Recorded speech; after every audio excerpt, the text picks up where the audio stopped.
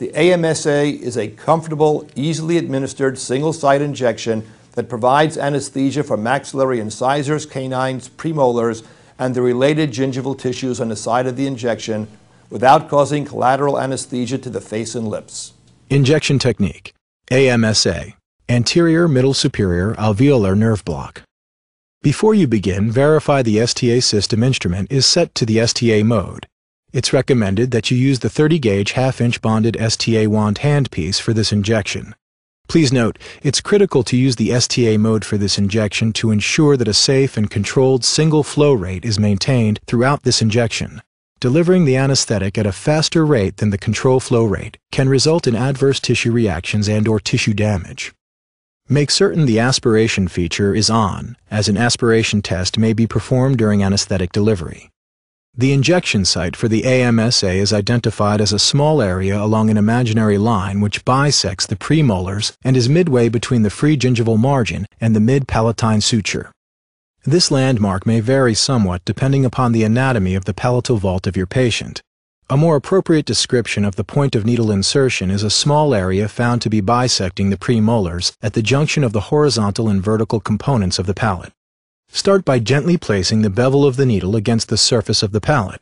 This is achieved by holding the handpiece at approximately a 45-degree angle to the palatal surface. Step 2. Stabilize the needle by applying firm pressure from a cotton applicator. It's best to use a wooden handle cotton applicator so that adequate positive pressure can be applied. The applicator also absorbs any excess anesthetic and makes for a more comfortable needle entry. Step 3. You will now initiate cruise control by depressing the foot pedal and counting 3 audible beeps. After the third beep, the STA system will announce the word cruise.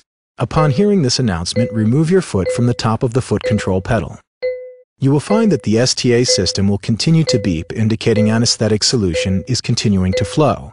The technique of allowing anesthetic to contact and diffuse through the outer layers of tissues will produce a topical anesthetic effect, numbing the surface.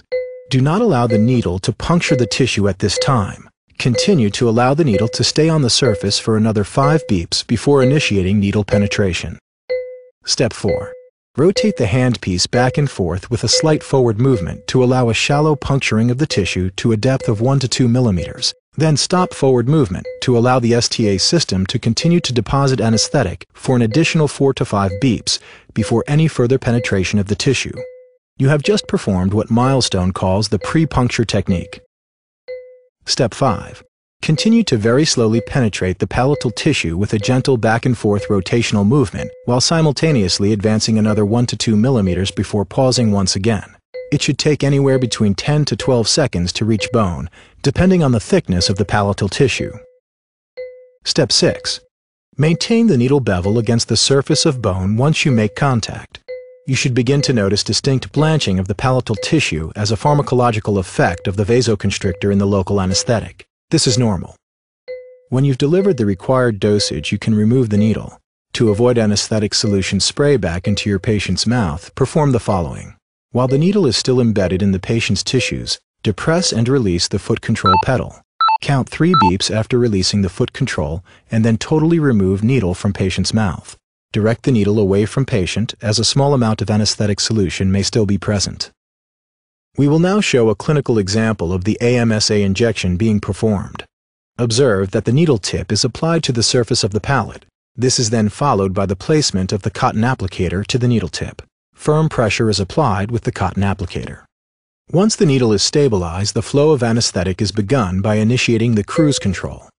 Observe the birotational insertion technique, allowing the needle to penetrate the surface by 1 to 2 millimeters, followed by a lack of forward movement for an additional 4 to 5 beeps before advancing again. Next, simultaneously advance the needle an additional 1 to 2 millimeters while rotating back and forth, which is subsequently followed by a pause in forward movement. You will note distinct blanching occurring on the palatal tissue, representing the effect of the vasoconstrictor within the tissues. This is normal and to be expected. All movements must be performed very slowly and gently. Do not move the needle more than 1 to 2 millimeters forward each time.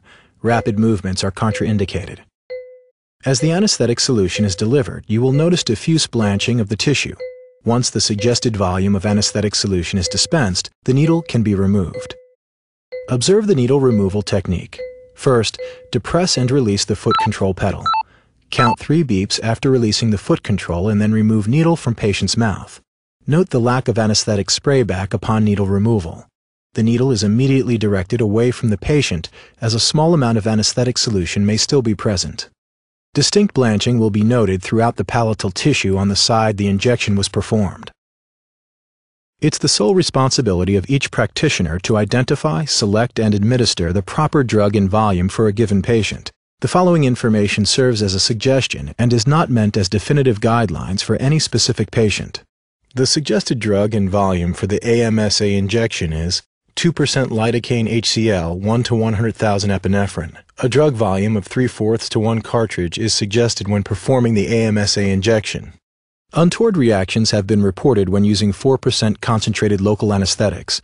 If you elect to use a 4% concentrated local anesthetic drug, such as 4% articaine HCl, use 1/2 the dosage previously suggested and use caution when using these medications. Please refer to an appropriate textbook reference source for guidance and recommendation pertaining to local anesthetic solutions and specific volumes. The AMSA injection is very useful for those dental procedures performed in the maxilla. It effectively provides profound soft tissue and pulpal anesthesia of multiple maxillary teeth from a single injection, without producing collateral anesthesia to the lips and face, thus allowing greater post-treatment comfort. Additionally, those procedures that require a more accurate assessment of the patient's smile line during treatment, such as aesthetic restorative dentistry, can be accomplished with this maxillary injection technique with no collateral anesthesia.